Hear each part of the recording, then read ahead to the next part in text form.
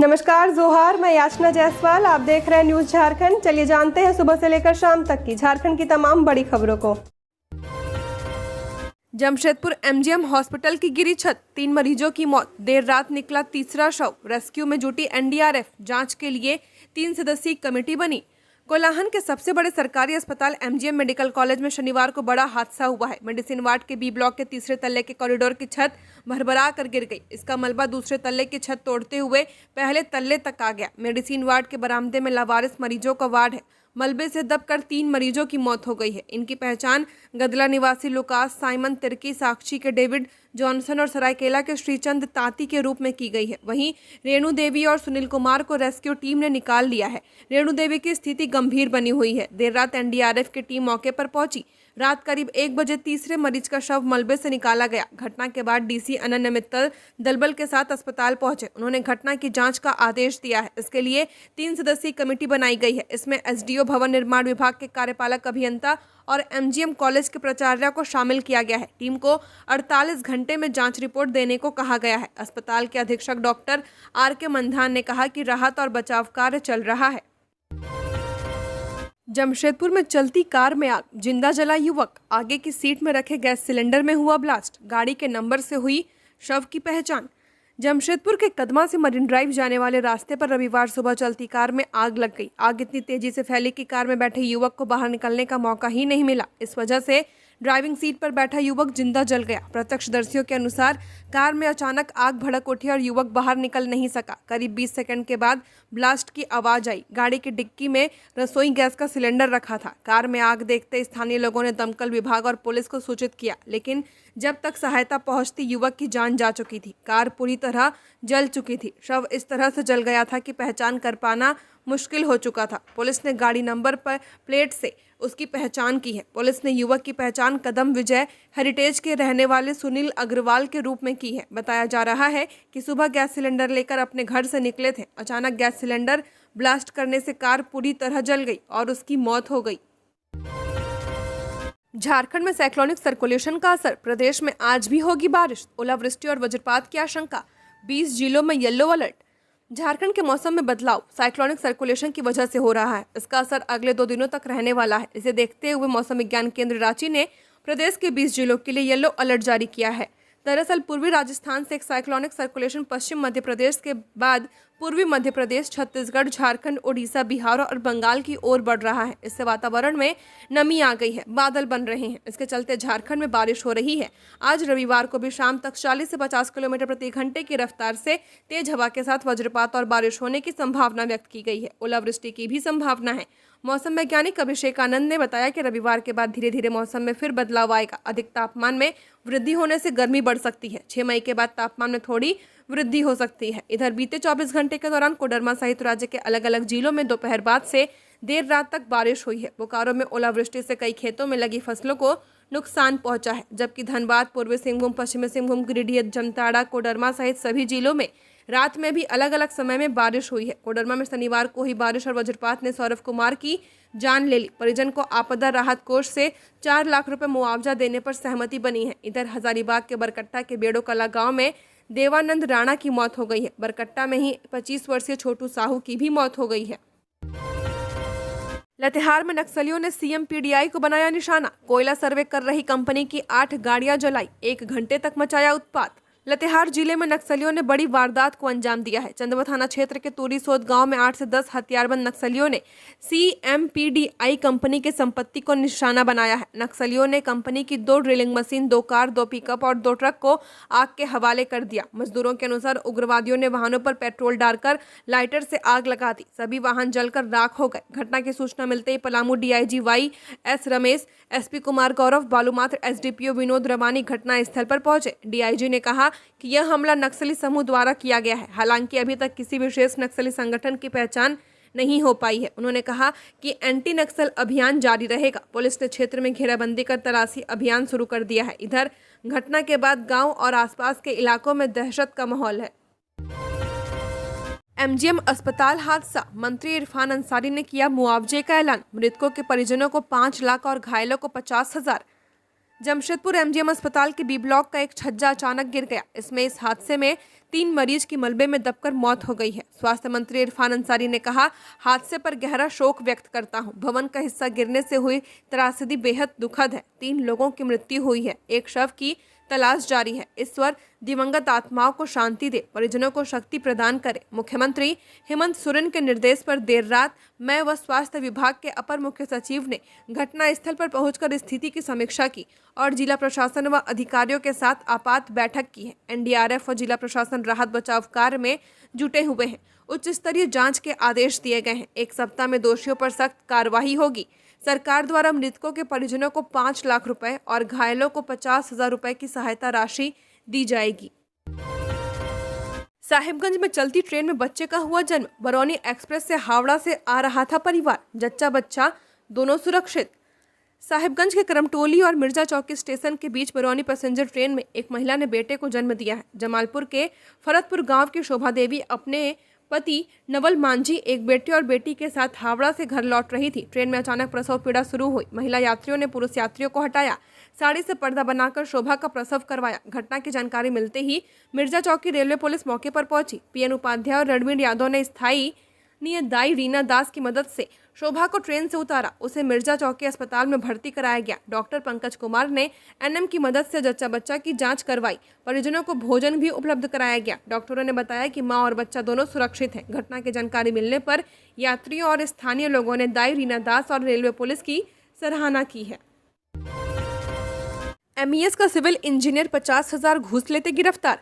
CBI ने military engineer service के civil assistant engineer Kaushlesh Kumar को 50,000 रुपए घूस लेते रंगे हाथ गिरफ्तार किया है। साथ ही इंजीनियर के घर पर छापेमारी के दौरान मिले 8 लाख नकद और बैंक खाते में जमा 63 लाख रुपए जब्त किए हैं। गिरफ्तार इंजीनियर एयरफोर्स स्टेशन दरभंगा में पदस्थापित है। दिल्ली की एक कंपनी ने सीबीआई से इस इंजीनियर के खिलाफ घूस मांगने की शिकायत दर्ज कराई थी। शिकायत में कहा गया था कि दिल्ली की कंपनी को दरभंगा में सड़क निर्माण का काम दिया गया था। काम के बदले उसे 29,93,000 रुपए का भुगतान मिला था। 4 लाख रुपए के भुगतान से संबंधित दस्तावेज प्रोसेस करने और कंपनी को पहले किए जा चुके भुगतान को मिलाकर इंजीनियर 2 लाख रुपए घूस मांग रहा है। बातचीत के बाद वह घूस की रकम की पहली किस्त के रूप में 50,000 रुपए ले रहा था। झारखंड शिक्षा विभाग का अजीबोगरीब फरमान, 11वीं के छात्र पहले देंगे 12वीं की परीक्षा। झारखंड शिक्षा विभाग ने अजीबोगरीब फरमान सुनाया है। प्रदेश के सरकारी स्कूलों में पढ़ने वाले 11वीं के छात्र छात्राएं पहले 12वीं का मासिक टेस्ट देंगे। इसके बाद वे अपनी क्लास 11वीं की वार्षिक परीक्षा में बैठेंगे। यह अजीबोगरीब व्यवस्था स्कूली शिक्षा और साक्षरता विभाग की ओर से की गई है। ऐसे में माना जा रहा है कि शिक्षा विभाग के अंतर्गत आने वाले विभागों के बीच समन्वय का कितना ज्यादा अभाव है। झारखंड शैक्षिक अनुसंधान एवं प्रशिक्षण परिषद ने प्रदेश के सरकारी स्कूलों की परीक्षा का शेड्यूल जारी कर दिया है। इसमें 5 और 6 मई को 12वीं के छात्र छात्राओं का मासिक असेसमेंट टेस्ट होना है। वहीं 10 दिन पहले ही झारखंड एकेडमिक काउंसिल ने 11वीं की वार्षिक परीक्षा 20 से 22 मई तक लेने की तारीख तय की है। ऐसे में छात्र छात्राएं असमंजस में हैं कि वे 12वीं का मासिक टेस्ट दें या फिर 11वीं की वार्षिक परीक्षा की तैयारी करें। समस्या सामने आने के बाद ऐसा माना जा रहा है कि विभाग जल्द ही इस मामले पर एक्शन लेगा और दोनों परीक्षाओं के बीच तारीखों में तालमेल ठीक करेगा। आधार कार्ड को लेकर आया बड़ा अपडेट, हर जिले में खुलेंगे आधार सेवा केंद्र। आधार कार्ड को लेकर एक बड़ा अपडेट सामने आया है। अब आधार कार्ड संबंधित काम कराने के लिए लोगों को रांची, जमशेदपुर और धनबाद जाने की जरूरत नहीं होगी। सभी लोग अपने ही जिले में आधार कार्ड से जुड़े काम करवा सकते हैं। जानकारी के अनुसार राज्य के प्रत्येक जिले में आधार सेवा केंद्र खोला जाएगा, जिससे लोगों को इससे संबंधित काम करवाने में काफी सहूलियत होगी। साथ ही लोगों के समय और पैसों की भी बचत होगी। UIDAI ने यह फैसला आधार को लेकर लोगों को होने वाली परेशानियों को ध्यान में रखते हुए किया है।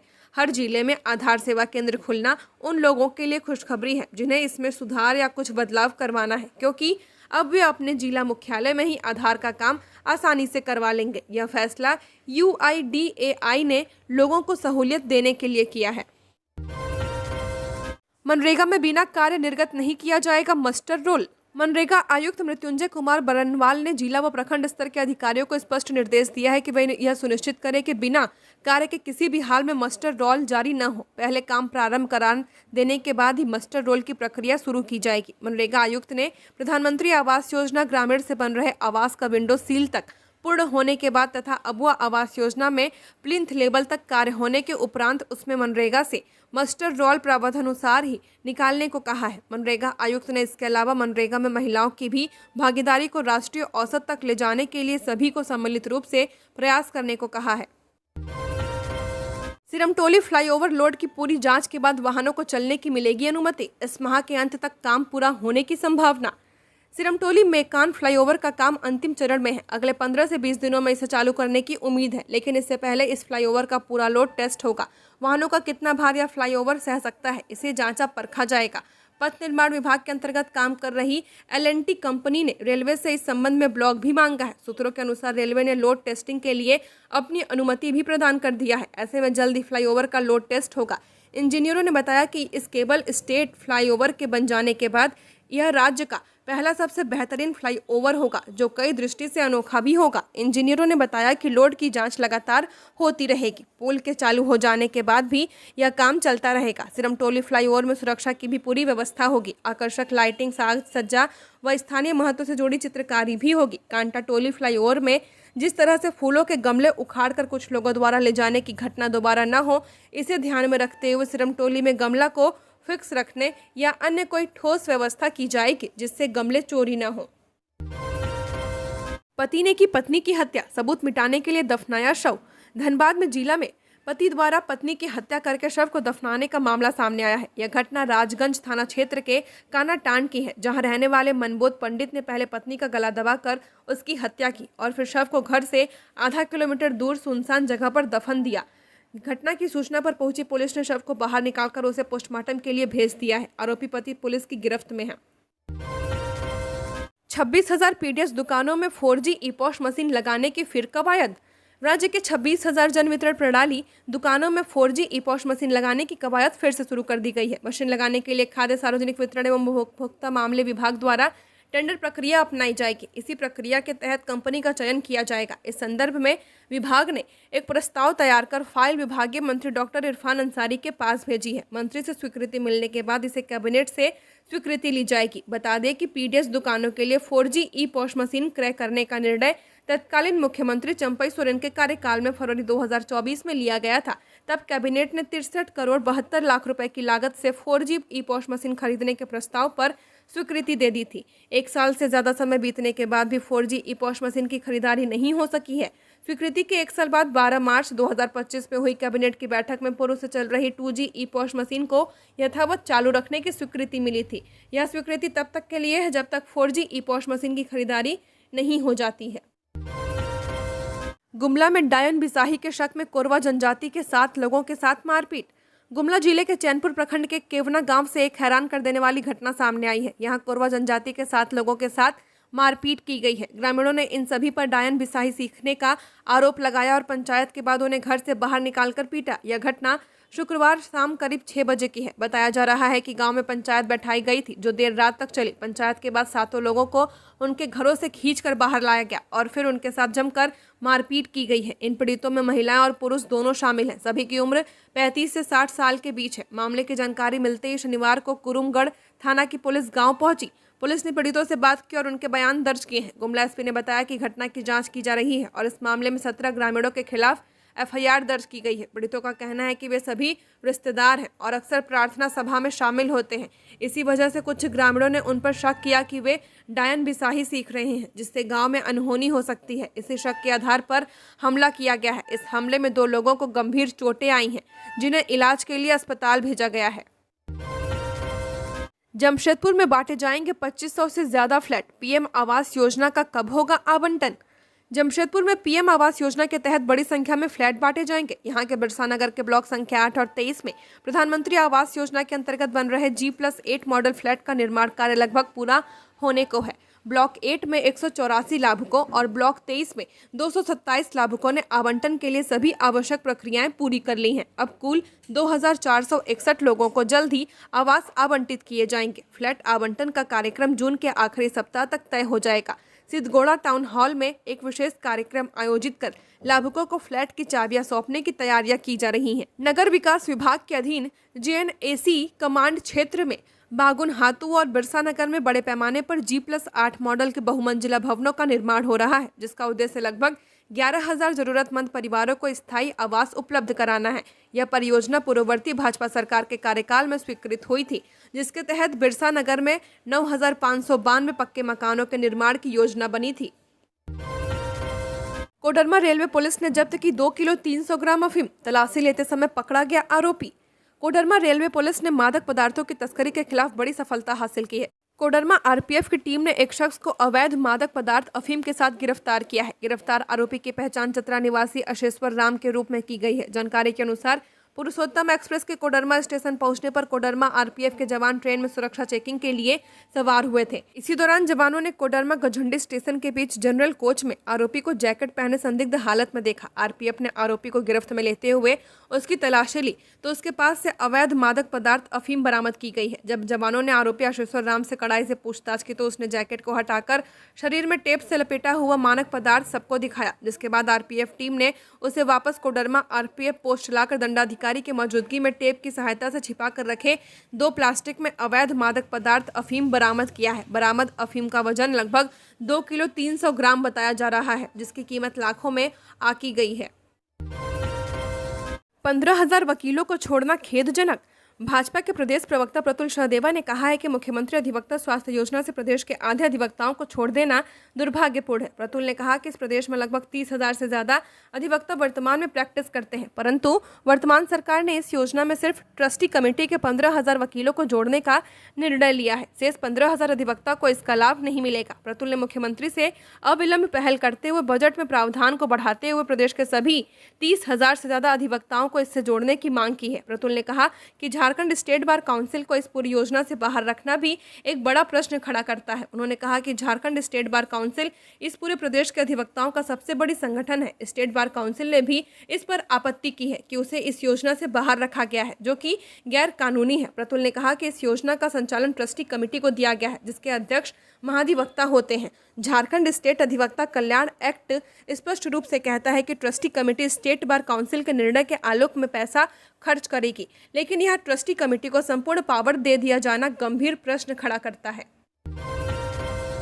मैया सम्मान योजना की शुरू हुई कार्रवाई, महिलाओं को 2 दिनों के भीतर पैसे लौटाने का नोटिस जारी। झारखंड सरकार की महत्वाकांक्षी मैया सम्मान योजना का लाभ उठा रही अपात्र महिलाओं को जल्द से जल्द योजना की राशि वापस करने का निर्देश दिया गया है। सरायकेला प्रखंड में 6 ऐसी लाभुकों को चिन्हित किया गया है जिनके पिता या पति शिक्षा विभाग में सरकारी नौकरी कर रहे हैं। इसके बावजूद ये महिलाएं योजना का लाभ उठा रही हैं। बीडीओ यस्मिता सिंह ने बताया कि ऐसे सभी लाभुकों को नोटिस जारी कर 2 दिनों के भीतर योजना की राशि वापस प्रखंड नजारत में जमा करने का निर्देश दिया गया है। नोटिस मिलने के बाद भी योजना की राशि जमा नहीं करने वाली महिलाओं पर कानूनी कार्रवाई की जाएगी। मैया सम्मान योजना का गलत तरीके से लाभ उठाने के आरोप में प्रखंड की अधूरी देवी, संजू नायक, संध्या देवी, शीला प्रमाणिक, दशमी हेम्ब्रम और सोनाली गोडसोरा को नोटिस जारी किया गया है। रांची में रिटायर आर्मी कर्मी के साथ धोखाधड़ी, एटीएम से निकाले गए 1,30,000 रुपए।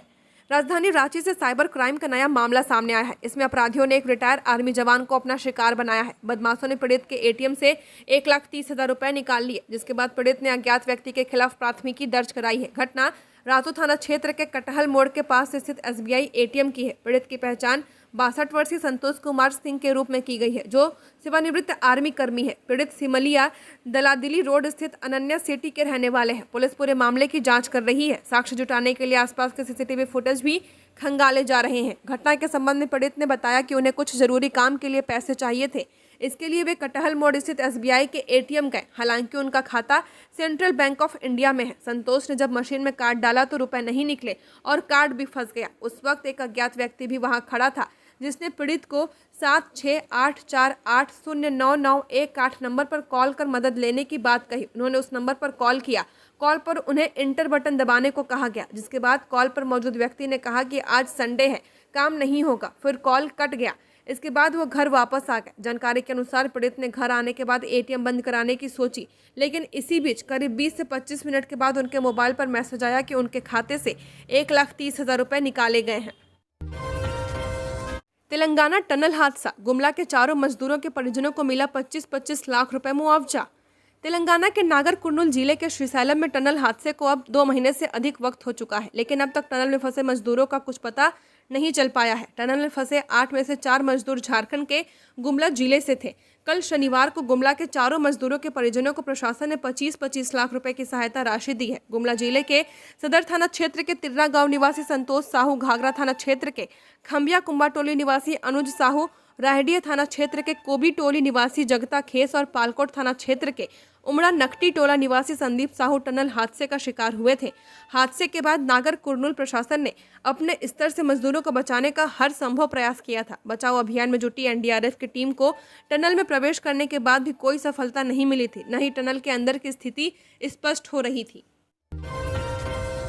अनुराग गुप्ता के डीजीपी बने रहने पर संशय बरकरार, केंद्र ने झारखंड को फिर लिखी चिट्ठी, कहा नियुक्ति नियमावली सुप्रीम कोर्ट के गाइडलाइंस के खिलाफ। झारखंड में डीजीपी नियुक्ति को लेकर राज्य और केंद्र सरकार के बीच चल रही खींचतान का अब तक कोई नतीजा नहीं निकल पा रहा है। आईपीएस अनुराग गुप्ता को डीजीपी बनाए जाने को लेकर केंद्र सरकार ने एक बार फिर राज्य सरकार को चिट्ठी लिखी है। सूत्रों के मुताबिक इस पत्र के माध्यम से राज्य सरकार के तर्क को नकारते हुए कहा गया है कि अनुराग गुप्ता 30 अप्रैल को ही रिटायर हो चुके हैं। अगर झारखंड सरकार द्वारा डीजीपी की नियुक्ति के लिए बनाया गया नियम भी सुप्रीम कोर्ट के दिशा निर्देश के खिलाफ है। हालांकि केंद्र से दोबारा पत्र मिलने के संबंध में कोई भी अधिकारी कुछ भी कहने से बच रहा है। केंद्र ने इससे पहले 22 अप्रैल को भी पत्र लिखकर कहा था कि अनुराग गुप्ता 30 अप्रैल को रिटायर माने जाएंगे। केंद्र की ओर से 22 अप्रैल को भेजे गए पत्र के जवाब में राज्य सरकार की ओर से यह बताया गया कि डीजीपी की नियुक्ति नियम संगत तरीके से हुई है। अनुराग गुप्ता को इसी के मुताबिक डीजीपी बनाया गया है। डीजीपी को 2 साल तक पद पर रखने का नियम है, इसलिए केंद्र इस पर फिर से विचार करे।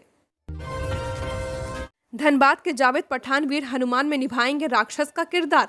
धनबाद के झरिया निवासी चर्चित अभिनेता जावेद पठान एक बार फिर दर्शकों के बीच पौराणिक किरदार में नजर आएंगे। हाल ही में कलश टीवी के शो शिव शक्ति तप त्याग तांडव में शुभ की भूमिका निभा चुके जावेद अब सोनी सब के पौराणिक शो वीर हनुमान में मायावी राक्षस की भूमिका निभाएंगे। सिद्धार्थ कुमार तिवारी के स्वास्तिक प्रोडक्शंस द्वारा निर्मित इस शो में जावेद मायावी नामक एक शक्तिशाली राक्षस का किरदार निभा रहे हैं, जो दुदुम्बी का भाई व माया और हेमा का पुत्र है।